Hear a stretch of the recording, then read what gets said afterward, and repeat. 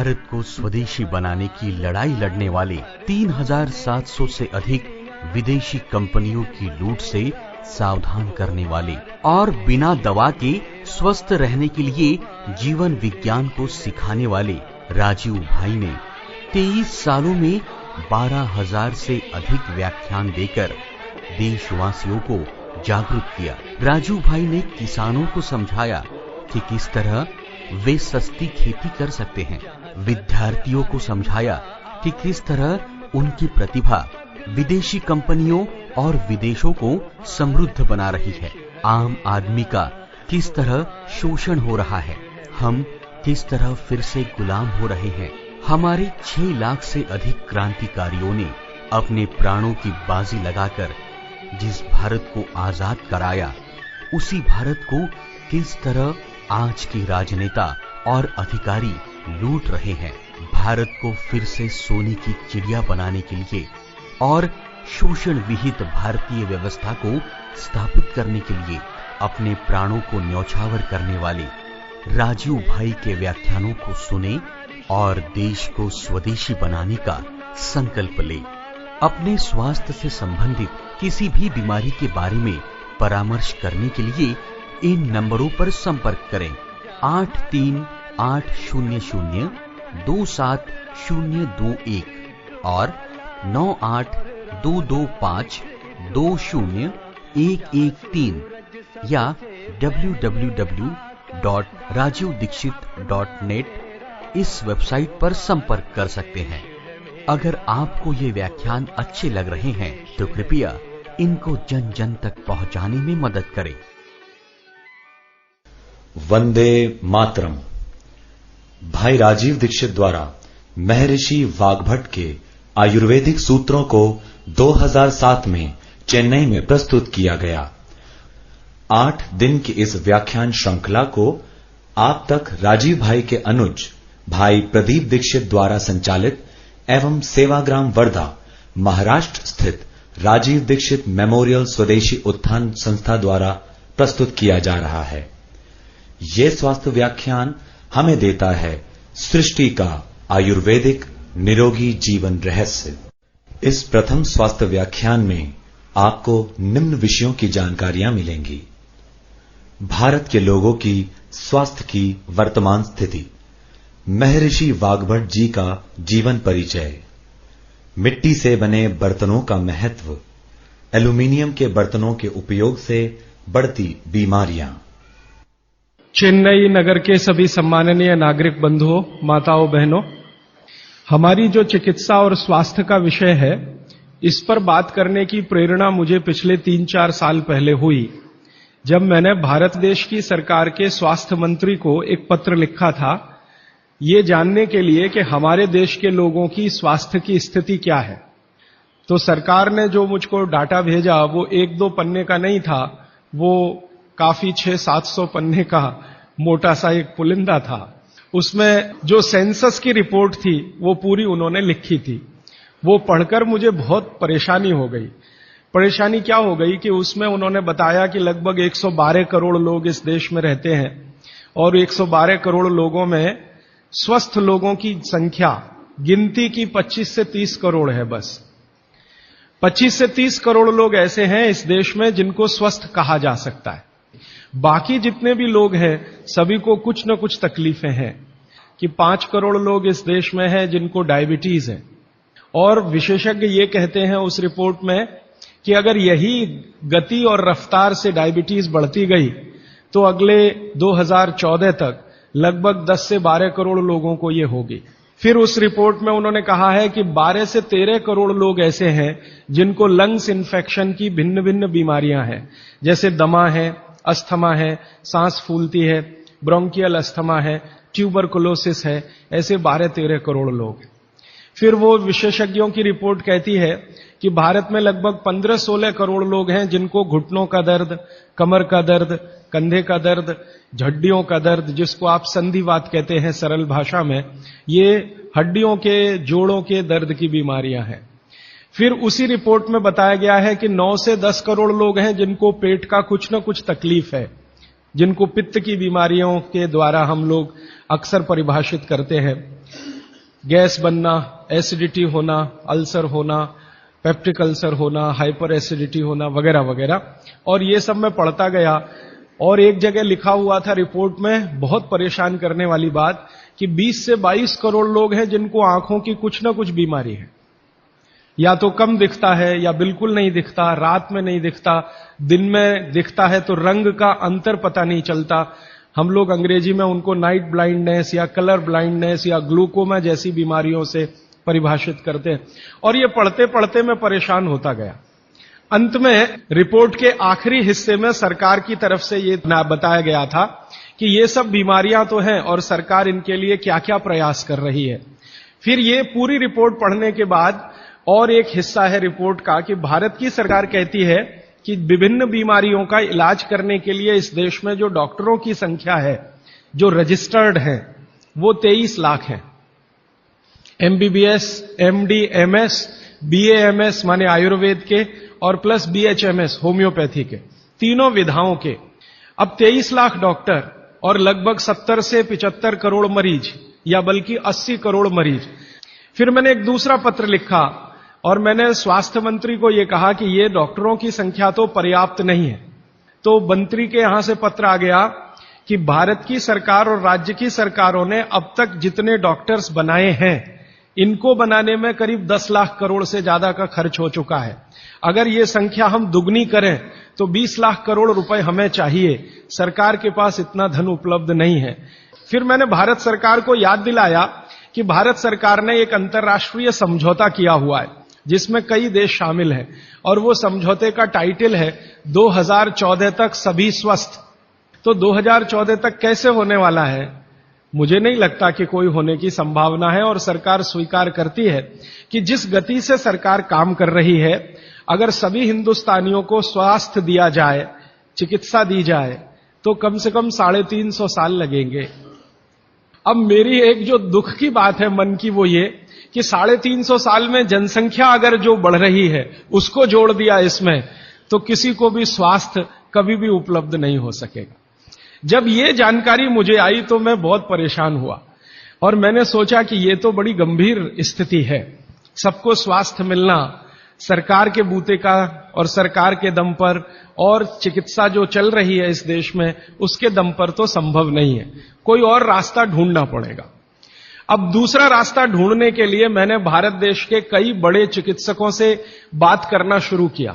तो उन्होंने कहा कि भारत में किसी को भी सरकार के भरोसे चिकित्सा कभी नहीं मिल सकती।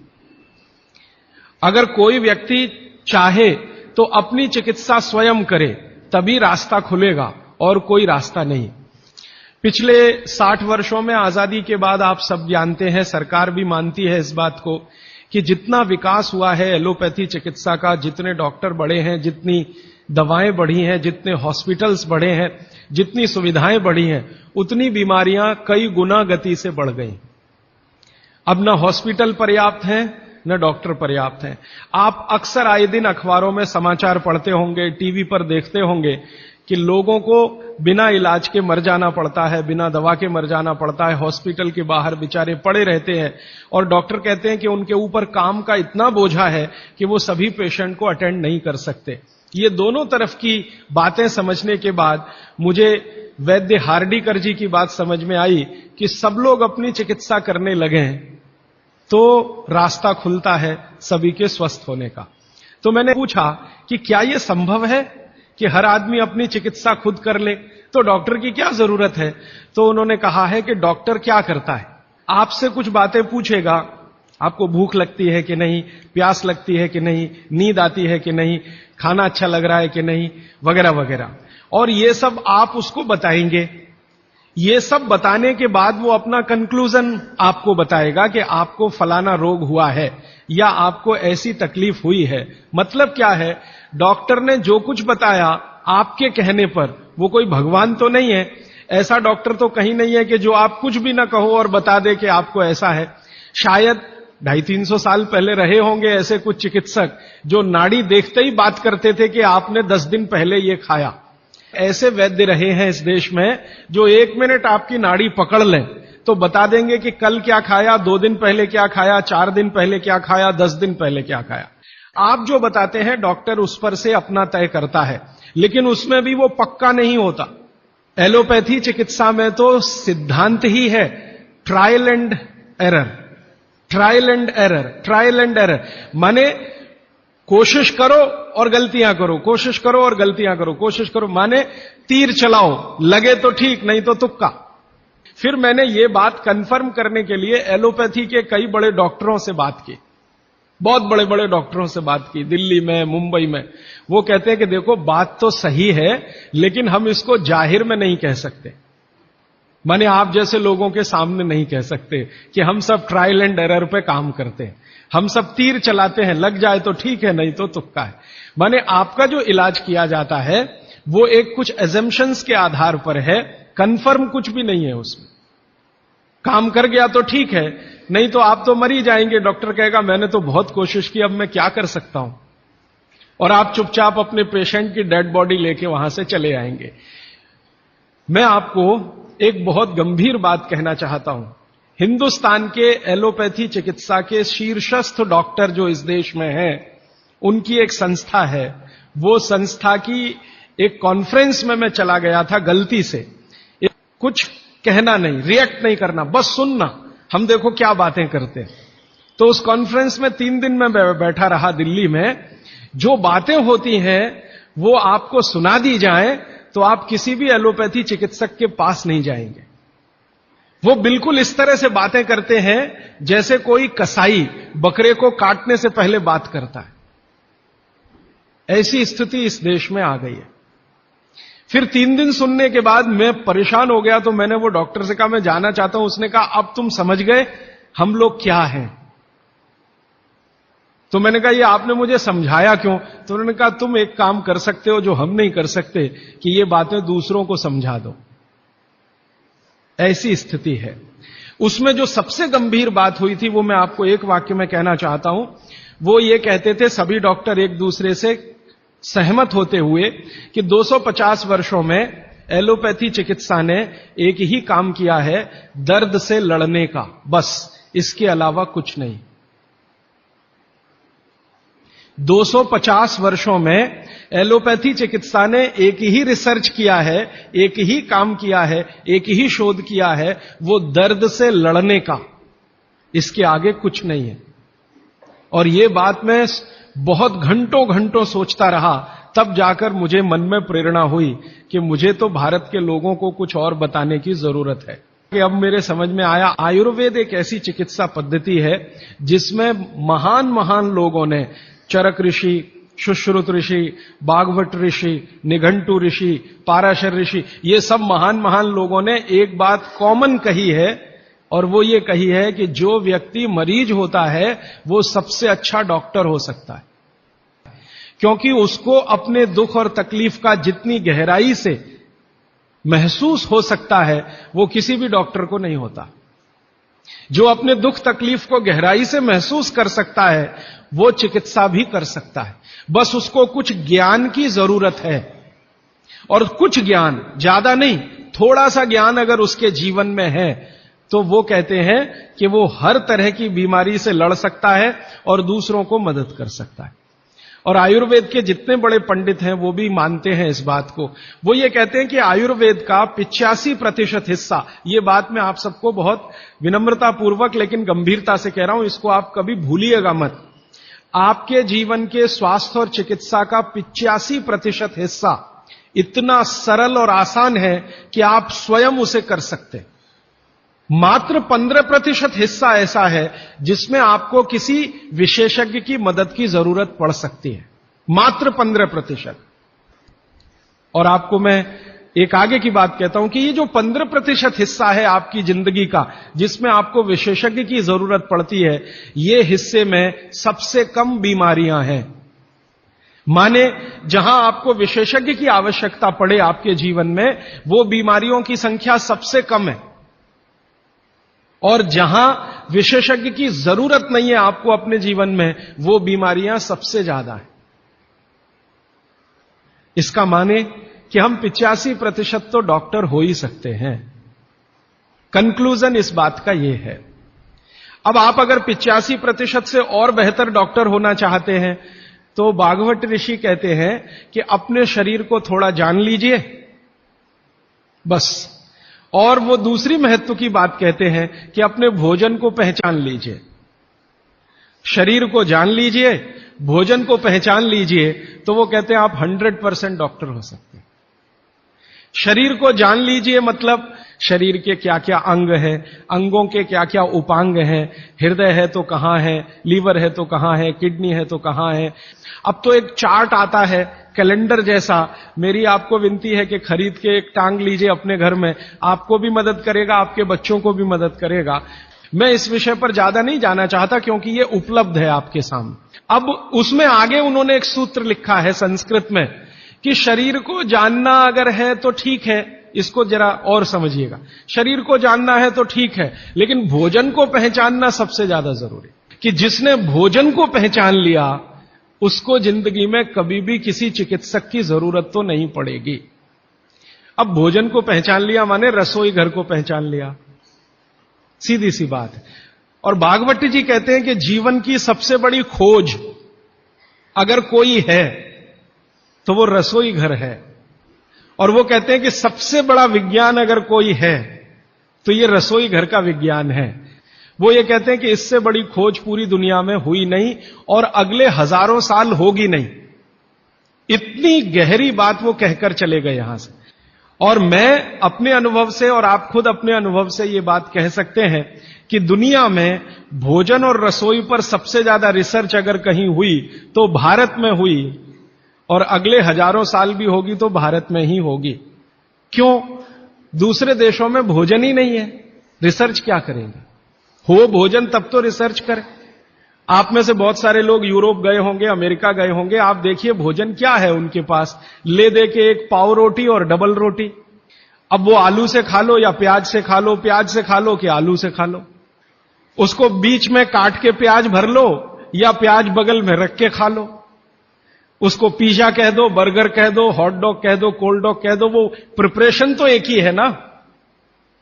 और वो प्रिपरेशन है मैदे का, मैदे को सड़ाकर बनाया हुआ। इसके अलावा उनके पास कुछ है नहीं जिसको फूड स्टफ कहा जाए, माने सॉलिड भोजन, मुख्य भोजन कहा जाए, वो उनके पास एक ही है, पाव रोटी डबल रोटी। उसको वो मछली से भी खा सकते हैं, गाय के मांस से भी खा सकते हैं, बकरे के मांस से भी खा सकते हैं, या वगैरह वगैरह कहीं से कुछ भीख में मिल गया, दाल चावल वगैरह, तो उसके साथ खा सकते हैं, वो सब भीख में मिला हुआ है, उनके यहां कुछ होता है नहीं।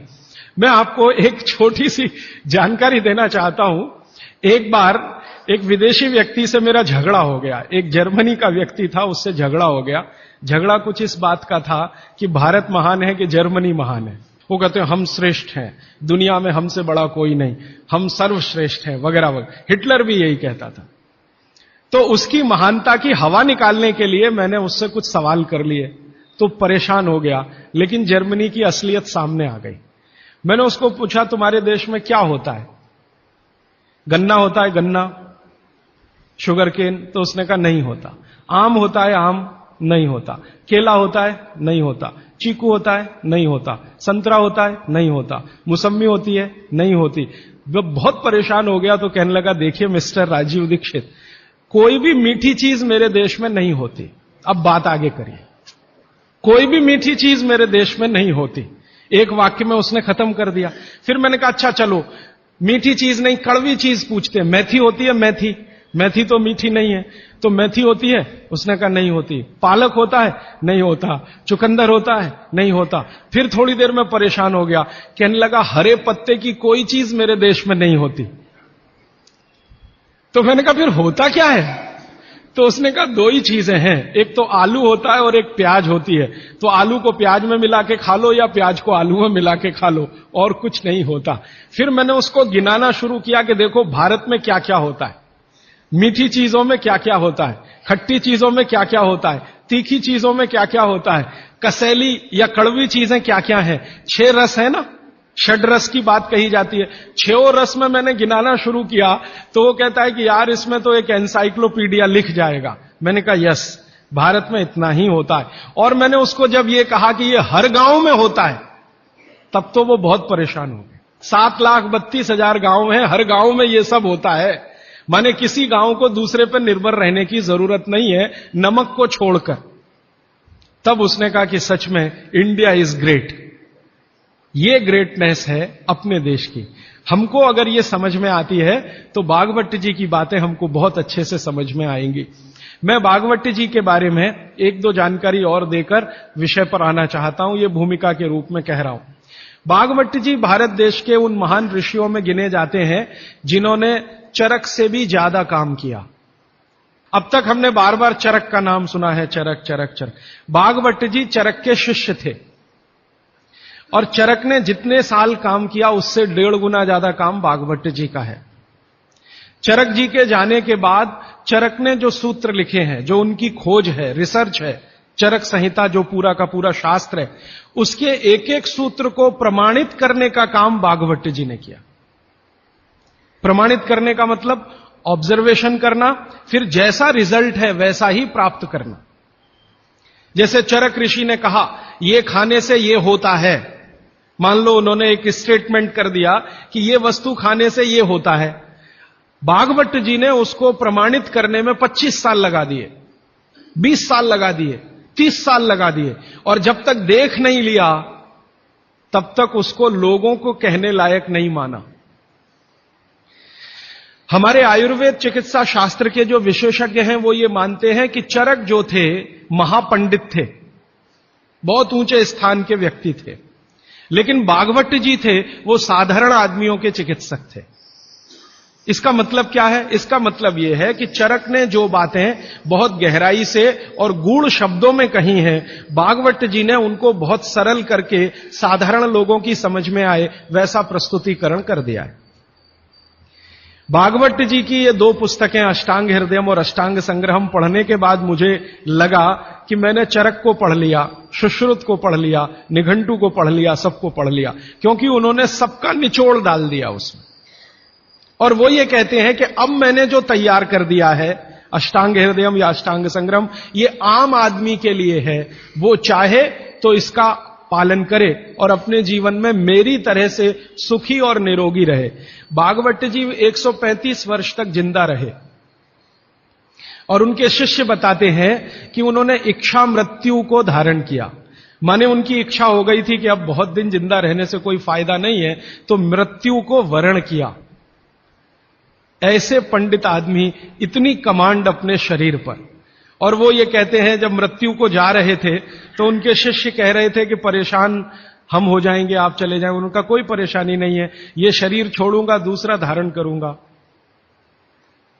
जैसे तुम शर्ट बदलते हो मैं बदल लूंगा, लेकिन अब मुझे जाना चाहिए, इस शरीर का सीमा हो गया है। ऐसे व्यक्ति जिन्होंने मृत्यु को धारण किया अपनी इच्छा से, उन्होंने जो कुछ अपने जीवन में किया है वो 2 ही पुस्तकों में सारा समाहित है, तीसरी कोई पुस्तक उन्होंने लिखी नहीं। और वही दोनों पुस्तकों में कुल मिलाकर 7,000 सूत्र हैं। 2 पुस्तकों में कुल मिलाकर 7,000 सूत्र हैं। सभी सूत्र संस्कृत में हैं। वही सूत्र मैं पिछले कई वर्षों से पढ़ता रहा। और हमारा जो अभियान है जो पूरे देश में हम चलाते हैं स्वदेशी के लिए, उससे ये बहुत गहराई से जुड़ा है। क्योंकि हमारे अभियान में अब तक हम ये बात करते थे ना कि घर में पेप्सी कोला कोका कोला मत लाओ क्योंकि विदेशी पेय है। फिर मैं ये भी कहता था ये पीने लायक नहीं है, टॉयलेट क्लीनर है। बहुत साल पहले मैं बोल के गया था चेन्नई में। अब सरकार ने भी मान लिया है कि टॉयलेट क्लीनर है और वैज्ञानिकों ने सिद्ध कर दिया है कि टॉयलेट क्लीनर है। पेप्सी कोका कोला भारत से धन लूटकर अमेरिका ले जा रहा है। ऐसे एलोपैथी चिकित्सा की दवाएं बनाकर कंपनियां उससे भी ज्यादा लूट कर ले जा रहे। एक अमेरिकन कंपनी है, उसका नाम है प्रॉक्टर एंड गैम्बल। उसकी बैलेंस शीट मैंने देखी तो उनका मुनाफे का प्रतिशत 20,000 है। पेप्सी कोका कोला तो 1000% पे काम कर रहे हैं। एक अमेरिकन कंपनी है एली लिली, उनका प्रॉफिट परसेंटेज 35,000 है। तो ध्यान में आया कि विदेशी कंपनियां पेप्सी कोका कोला बेचकर जितना धन कमा रही हैं, उससे कई गुना ज्यादा एलोपैथी की दवाएं बेचकर कमा रही हैं। और उस धन को कमाने में भारत के चिकित्सक उनकी थोड़ी मदद कर रहे हैं, क्योंकि वो उन्हीं दवाओं का प्रिस्क्रिप्शन लिख रहे हैं जो ये कंपनियां बेच रही। मान लो एक चिकित्सक है, बहुत पैसे वाला है, प्रॉक्टर एंड गैम्बल की ही दवाएं लिखता है, और एक है वो एली लिली की ही लिखता है, एक है सेंडोज की ही लिखता है, एक सीबा गायगी की ही लिखता है। तो पता चला कि उनका कमीशन फिक्स है, माने कमीशन जो कंपनी ज्यादा देगी वो उसका प्रिस्क्रिप्शन लिखेंगे। इसका मतलब यह है कि उनको आपकी चिकित्सा से कोई लेना देना नहीं है, उनको अपने कमीशन की चिंता है। और वो कमीशन खाकर ऐसी दवाएं भी लिखेंगे आपको जो जरूरत नहीं है। 18-20 गोलियां लिखी हुई हैं, 4 सुबह 4 दोपहर 4 शाम 4 रात, गोलियां ऐसे खिलाते हैं जैसे सब्जियां खाएं हम। और वो तो कहते हैं कि सब्जी वब्जी खाओ ही मत, गोलियां ही खाते रहो। हाँ, विटामिन बी के लिए भी गोली खा लो, विटामिन सी के लिए भी गोली खा लो, विटामिन ए के लिए भी गोली खा लो, और गोली से भी ज्यादा इंजेक्शन लगवा लो। और अब तो उन्होंने पता नहीं क्या क्या सब बना दिया। माने जो प्रकृति हमें दे रही है उसके चक्कर में न फंस के ये गोलियों के चक्कर में फंसो, ताकि कंपनी का माल बिके, ताकि उनका भी कमीशन बढ़े। ये पूरे देश में चल रहा है, कहीं ज्यादा कहीं कम। मैं आपको विनम्रतापूर्वक ये कहने आया कि जिस चिकित्सक को भगवान मानकर आप उसके पास जाते हैं, पैसे भी देते हैं, फीस भी देते हैं, लेकिन वो दवा आपको देता है कमीशन के आधार पर कि ज्यादा कमीशन है तो ये दवा लिखनी है, नहीं तो नहीं लिखनी। और भारत की सरकार बिल्कुल भी फेल हो चुकी है इस कमीशन खोरी को रोकने में। और मेडिकल काउंसिल ऑफ इंडिया के पास ऐसा कोई कार्यक्रम नहीं है कि डॉक्टरों की कमीशन खोरी पर वो कंट्रोल कर सके। जो शपथ लेकर डॉक्टर निकल रहे हैं उसके ठीक उल्टे काम वो अपने जीवन में कर रहे हैं। वंदे मातरम। राजीव भाई के अनुज भाई प्रदीप दीक्षित द्वारा संचालित एवं सेवाग्राम वर्धा स्थित राजीव दीक्षित मेमोरियल स्वदेशी उत्थान संस्था के माध्यम से स्वदेशी चिकित्सा के व्याख्यानों की सीडी उपलब्ध कराई जाती है, जिसे आप केवल 10 रुपए के लागत मूल्य पर प्राप्त कर सकते हैं। राजीव भाई के इन प्रेरणादायी व्याख्यानों की सीडी को आप अपनी क्षमता अनुसार 100, 200, 500 या अधिक संख्या में दान करें और स्वदेशी चिकित्सा के इन व्याख्यानों को घर घर पहुंचाने में हमारी मदद करें।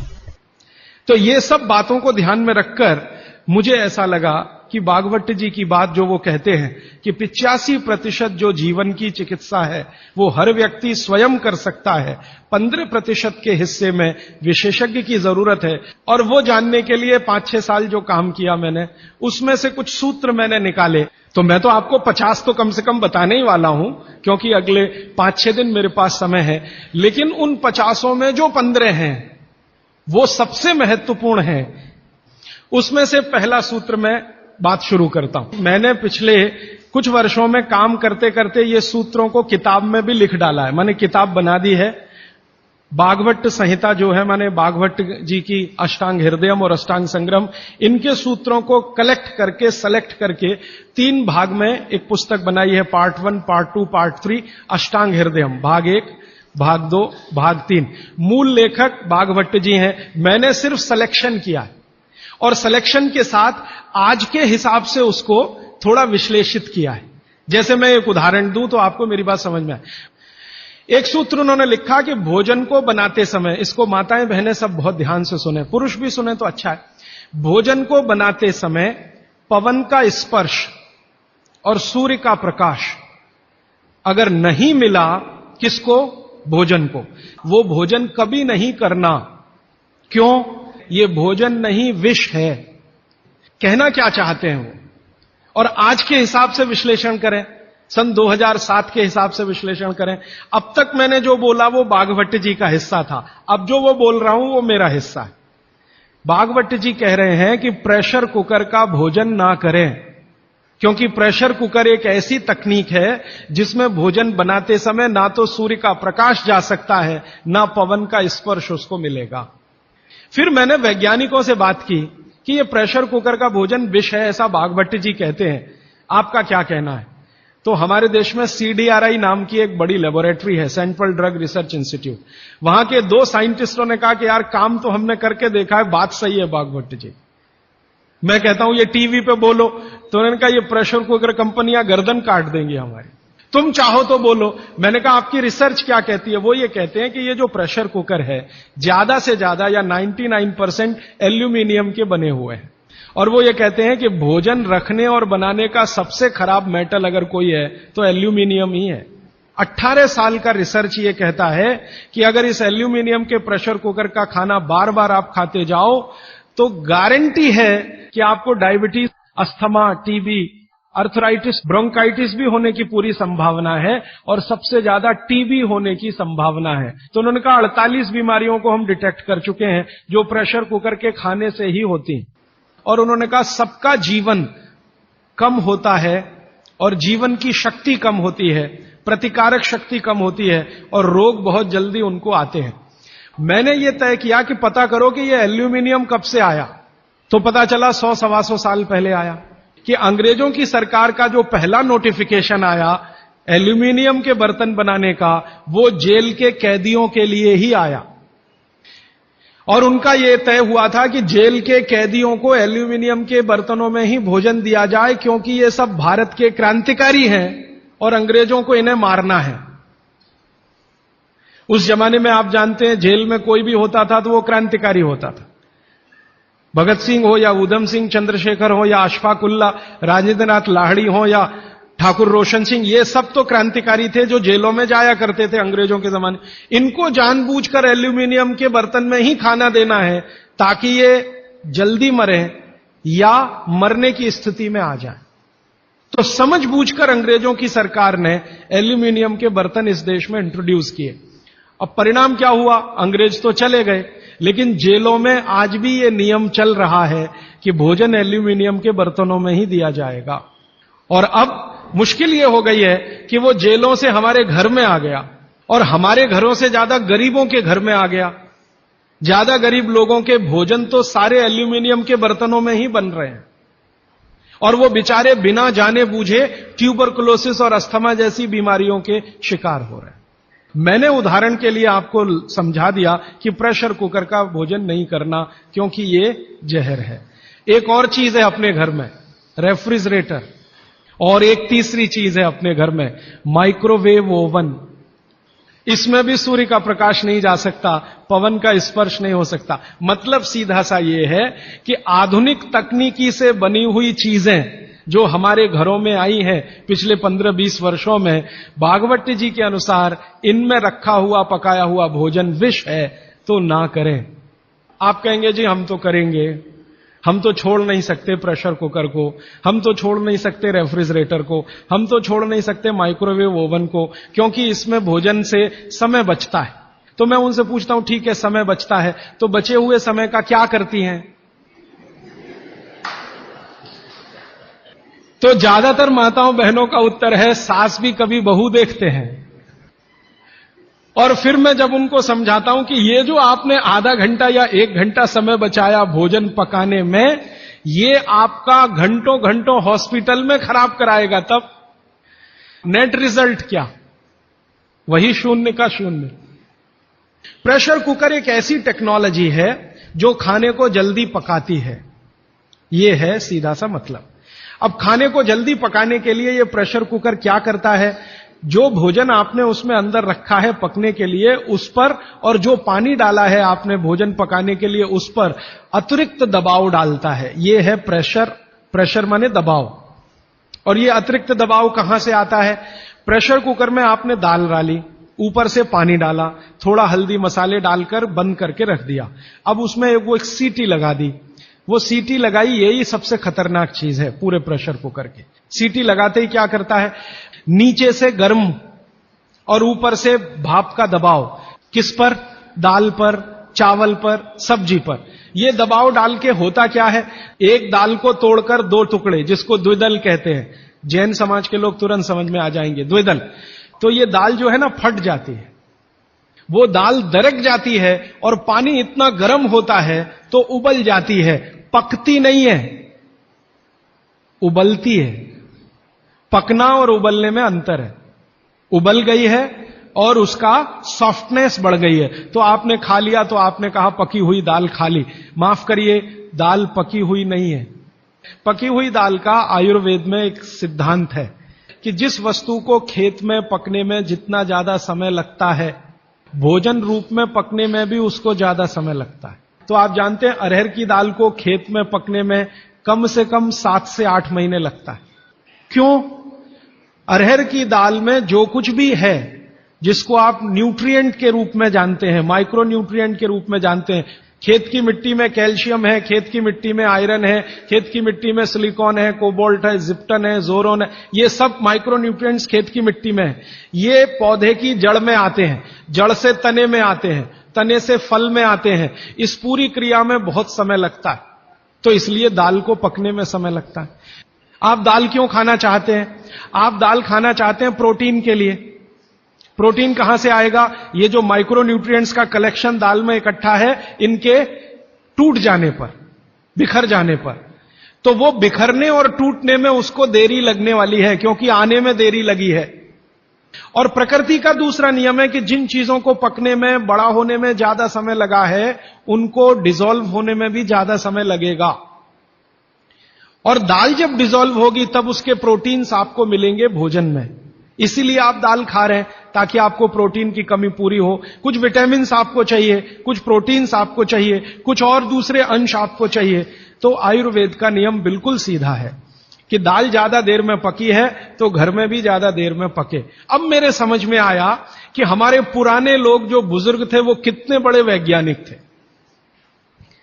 मैं एक बार जगन्नाथपुरी गया था, आप भी गए होंगे। तो मैंने मंदिर के महंत को पूछा कि ये भगवान का प्रसाद, माने वहां दाल और चावल मिलता है प्रसाद के रूप में, वो मिट्टी की हांडी में क्यों बनाते हैं? तो उसने एक ही वाक्य कहा, मिट्टी पवित्र होती है। लेकिन वो जो नहीं कह पाया महंत, वो आपको मैं कहना चाहता हूं कि मिट्टी न सिर्फ पवित्र होती है, बल्कि मिट्टी सबसे ज्यादा वैज्ञानिक होती है। क्योंकि हमारा शरीर मिट्टी से बना है। हम जब मरते हैं ना और शरीर को जला देते हैं तो 20 ग्राम मिट्टी में बदल जाता है पूरा शरीर। और इस राख का मैंने विश्लेषण करवाया एक लेबोरेटरी में, तो उसमें कैल्शियम निकलता है, फास्फोरस निकलता है, आयरन निकलता है, जिंक निकलता है, सल्फर निकलता है, 18 माइक्रो न्यूट्रिएंट्स निकलते हैं मरे हुए आदमी की राख में। ये सब वही माइक्रो न्यूट्रिएंट्स हैं जो मिट्टी में है। तो महंत कहता है कि मिट्टी पवित्र है, इसलिए हम मिट्टी के बर्तन में ही दाल पकाते हैं, भगवान को पवित्र चीज ही देते हैं, अपवित्र चीज भगवान को नहीं दे सकते। वो बहुत वैज्ञानिक स्टेटमेंट है, बस इतना ही है कि वो उसको एक्सप्लेन नहीं कर सकता। अच्छा, मैं वो दाल ले आया और भुवनेश्वर लेके गया, पुरी से भुवनेश्वर। भुवनेश्वर में CSIR का एक लेबोरेटरी है, council of science and industrial research का लेबोरेटरी है, जिसको रीजनल रिसर्च लेबोरेटरी कहते हैं। तो वहां ले गया, कुछ वैज्ञानिकों से कहा ये दाल है, उन्होंने कहा हाँ ये पुरी की दाल है। मैंने कहा इसका विश्लेषण करना है, इस दाल में क्या है? तो उन्होंने कहा हमारे पास पूरे इंस्ट्रूमेंट नहीं है, हमारे पास जो जो चाहिए वो नहीं है, आप दिल्ली ले जाओ तो बेहतर है। तो मैंने कहा दिल्ली ले गया तो खराब तो नहीं होगी? उन्होंने कहा नहीं होगी, क्योंकि ये मिट्टी में बनी है। तो पहली बार मुझे समझ में आया मिट्टी में बनी है तो खराब नहीं होगी। तो मैं ले गया दिल्ली तक, सच में ले गया। और भुवनेश्वर से दिल्ली पहुंचने में आप जानते हैं करीब करीब 36 घंटे से ज्यादा लगता है। दिल्ली में दिया, कुछ वैज्ञानिकों ने उस पर काम किया और उनका जो रिजल्ट है, जो रिसर्च है, जो रिपोर्ट है, वो ये है कि इस दाल में एक भी माइक्रो न्यूट्रिएंट कम नहीं हुआ पकाने के बाद भी। तो प्रेशर कुकर की दाल को जब उन्होंने रिसर्च करके देखा तो उन्होंने कहा इसमें माइक्रो न्यूट्रिएंट्स बहुत ही कम है। मैं पूछा परसेंटेज वाइज बता दो, तो उन्होंने कहा अगर अरहर की दाल को मिट्टी की हांडी में पकाओ और 100% माइक्रो न्यूट्रिएंट्स हैं, तो कुकर में पकाने में 13% ही बचते हैं, 87% नष्ट हो गए। मैं पूछा कैसे नष्ट हुए? तो उन्होंने कहा ये जो प्रेशर पड़ा है ऊपर से और इसने दाल को पकने नहीं दिया, तोड़ दिया, मॉलिक्यूल्स टूट गए हैं, तो दाल तो बिखर गई है, पकी नहीं है, बिखर गई है, सॉफ्ट हो गई है। तो खाने में हमको ऐसा लग रहा है कि ये पका हुआ खा रहे हैं, लेकिन वास्तव में वो नहीं है। पके हुए से मतलब ये होता है कि जो माइक्रो न्यूट्रिएंट्स आपको कच्चे रूप में शरीर को उपयोग नहीं आते, उनको आप उपयोगी बना लें, इसको पका हुआ कहते हैं आयुर्वेद में। तो उन्होंने कहा कि ये मिट्टी की हांडी की दाल बहुत बहुत क्वालिटी में ऊंची है, बशर्ते कि आपके प्रेशर कुकर की। और दूसरी बात तो आप सभी जानते हैं, वो मुझे सिर्फ रिपीट करनी है कि मिट्टी की हांडी की बनाई हुई दाल को खा लीजिए तो जो उसका स्वाद है वो जिंदगी भर नहीं भूलेंगे आप। इसका मतलब क्या है? भारत में चिकित्सा का और शास्त्र पाक कला का ऐसा विज्ञान विकसित हुआ है जहां क्वालिटी भी मेंटेन रहेगी और स्वाद भी मेंटेन रहेगा। तब मैंने गांव गांव घूमता रहता हूं तो पूछना शुरू किया, तो बोलते हैं लोग कि ज्यादा नहीं 30-40 साल पहले सब घर में मिट्टी की हांडी की दाल थी। मेरी दादी को पूछा तो दादी कहती है कि हम तो जिंदगी भर मिट्टी की दाल ही खाते रहे। तब मेरे समझ में आया कि मेरी दादी को डायबिटीज क्यों नहीं हुआ। तब मुझे समझ में आया उसको घुटने का दर्द क्यों नहीं हुआ। तब मुझे समझ में आया उसके 3200 दांत मरने के दिन तक सुरक्षित थे, क्योंकि हमने उसका अंतिम संस्कार किया। अगले दिन जब राखी लेने गए तो सारे दांत उसके 32 के 32 निकले। तब मेरे समझ में आया कि 94 साल की उम्र तक मरते समय चश्मा क्यों नहीं लगा उसकी आंखों पे, और जीवन के आखिरी दिन तक अपने कपड़े खुद अपने हाथ से धोते हुए मरी थी। ये कारण है कि शरीर को आवश्यक माइक्रोन्यूट्रिएंट्स की पूर्ति अगर नियमित रूप से होती रहे तो आपका शरीर ज्यादा दिनों तक बिना किसी दूसरे की मदद के काम करता है। तो माइक्रोन्यूट्रिएंट्स पूरा सप्लाई मिला दाल में, जो खाई थी उसने मिट्टी की हांडी में पका पका के, और न सिर्फ दाल पकाती थी वो मिट्टी की हांडी में, बल्कि दूध भी मिट्टी की हांडी में पकाती थी, घी भी मिट्टी की हांडी से ही निकालती थी, दही का मट्ठा भी मिट्टी की हांडी में ही बनता था। अब मेरे समझ में आया कि हजारों साल से मिट्टी के बर्तन क्यों इस देश में आए। हम भी एल्यूमिनियम बना सकते थे। हिंदुस्तान में बॉक्साइट के खजाने भरे पड़े हैं। कर्नाटक बहुत बड़ा भंडार, तमिलनाडु, आंध्र प्रदेश बॉक्साइट के बड़े भंडार हैं। हम भी बना सकते थे, अगर बॉक्साइट है तो एल्यूमिनियम बनाना कोई मुश्किल काम नहीं है, लेकिन हमने नहीं बनाया क्योंकि उसकी जरूरत नहीं थी। इसलिए कुम्हारों की एक पूरी की पूरी जमात इस देश में खड़ी की गई कि तुमको भैया मिट्टी के ही बर्तन बनाने हैं। माने तुमसे बड़ा वैज्ञानिक कौन। अब ये कुम्हार जो इतने बड़े वैज्ञानिक हैं इस देश के, जो मिट्टी के बर्तन बनाकर हजारों साल से दे रहे हैं हमारे स्वास्थ्य की रक्षा करने के लिए, हमने उनको नीची जाति बना दिया। हम कैसे मूर्ख लोग, ये ऊंचा नीचा हमने डाल दिया इस देश में, इसी ने देश का सत्यानाश कर दिया। अगर प्रेशर कुकर की कंपनी जो बना रही है प्रेशर कुकर वो ऊंचा आदमी है, तो ये कुम्हार नीचा कैसे हो गया। जो सबसे बड़ा वैज्ञानिक काम कर रहा है मिट्टी के बर्तन बना बनाकर आपके माइक्रो न्यूट्रिएंट्स को, आपके सूक्ष्म पोषक तत्वों को कम नहीं होने देने के लिए मिट्टी का सिलेक्शन करता है। वो आपको मालूम है हर एक मिट्टी से बर्तन नहीं बनते। एक खास तरह की मिट्टी है वही बर्तन बनाने में काम आती है, और एक खास तरह की मिट्टी है जो हांडी बनाती है, दूसरे खास तरह की मिट्टी में कुल्हड़ बनता है, तीसरे खास तरह की मिट्टी में कुछ और बनता है। ये मिट्टी को पहचानना कि इसमें कैल्शियम ज्यादा, इसमें मैग्नीशियम ज्यादा इसलिए हांडी इससे बनाओ, और इसमें कैल्शियम मैग्नीशियम कम है इसलिए इसका कुल्हड़ बनाओ, ये तो बहुत बहुत बारीक और विज्ञान का काम है। ये सब कुम्हार कर रहे हैं, हजारों साल से कर रहे हैं, बिना किसी यूनिवर्सिटी में पढ़े हुए कर रहे हैं। तो हमें तो वंदन करना चाहिए, उनके सामने नतमस्तक होना चाहिए। कितने महान लोग हैं। दुर्भाग्य से सरकार की कैटेगरी में वो बैकवर्ड क्लास में आते हैं।